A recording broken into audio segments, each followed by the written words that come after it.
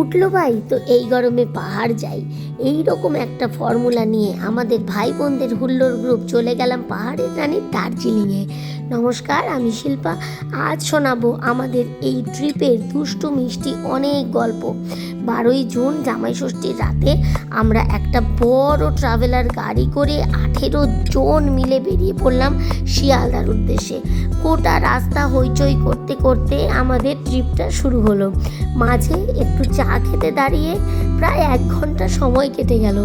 তারপর সবাই মিলে বলে যে আরে এখনো পুরো ট্রিপ বাকি আছে, এবার চলো বেরোই, আসল ট্রিপ তো এখন সবে শুরু।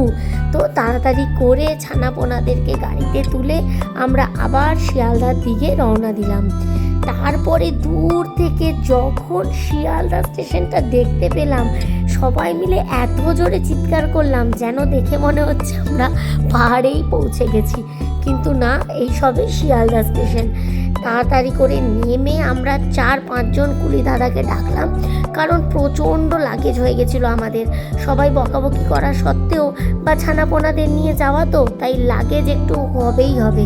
তো বৃষ্টির ওয়েদার, তো সবাই মিলে আমরা লাগেজ তুলে কুলি দাদাদের পেছন পেছন রওনা দিলাম শিয়ালদা স্টেশনের ভেতরে।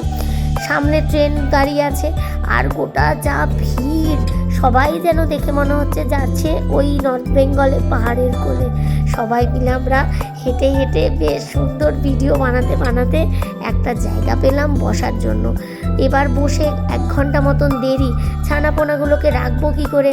তো আমার ননদ মাম্পি, মানে আমের মা, আর আমার দিদিভাই আমার বড় ননদ, দুজনে মিলে ওদেরকে গান করে ছড়া করে এন্টারটেন করে যাচ্ছে যেন 1 ঘন্টা সুন্দরভাবে কাটিয়ে যায়। তারপরে এলো ডিনারের পালা। বাচ্চাগুলোকে খাওয়াতে হবে, তবে না আমরা খাবো।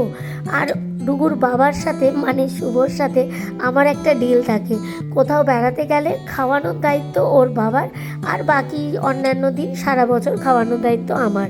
তো সেই যথারীতি, আর শুভর সাথে সাথে আমের বাবাও, সবাই মিলে ওরা বাচ্চাদেরকে আগে খাইয়ে দিল। তারপরে আমরা ডিনার শেষ করে উঠে গেলাম ট্রেনে গিয়ে প্ল্যান হলো আজকে সারা রাত কেউ ঘুমোবো না, সারা রাত মস্তি হবে, বাচ্চাগুলোকে ঘুম পাড়ানো হবে। সারা রাত আমরা হইচই, রিল বানানো, বাইরের সিনারি দেখা। ও আরেকটা কথা বলে রাখি, আমাদের সিট কিন্তু কনফার্ম ছিল না। 6টা সিট মোটে কনফার্ম ছিল, বাকি সব সিটগুলোই আরএসি ছিল, মানে আমরা একটা করে সিটে 2 জন করে শেয়ারে বসেছিলাম। তো যেহেতু ঘুমোবো না প্ল্যান ছিলই আগে থেকে, তাই সেটা নিয়ে আমরা বেশি মাথা ঘামাইনি। বাচ্চাদেরকে একটা করে দিয়ে দিয়েছিলাম।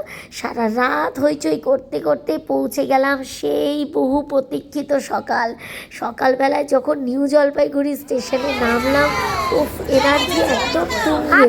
সারা রাতের ক্লান্তি, না ঘুমোনো, কেউ মনেই হচ্ছিল না যে আমরা ঘুমোইনি বলে। নেমেই স্টার্ট হয়ে গেল ভিডিও বানানো, হইচই করা। ও হ্যাঁ, আরেকটা কথা বলি, আমরা কিন্তু রুমে যাব একদম বিকেলবেলায়, সারাদিন সাইট সিন আছে, তাই জন্য দেখুন স্টেশন পুরো ফাঁকা হয়ে গেছে, সবাই চলে গেছে। আমরা কিন্তু এখনও স্টেশনেই আছি, সবাই রেডি হচ্ছি। রেডি হতে হবে না, বাচ্চাদেরকে ফ্রেশ করে আমরা এবার যাব দার্জিলিংয়ের মিরিক, আরও কিছু জায়গায়। সেইগুলোর জন্য নেক্সট ভিডিওটা অবশ্যই দেখবেন। নমস্কার, টাটা।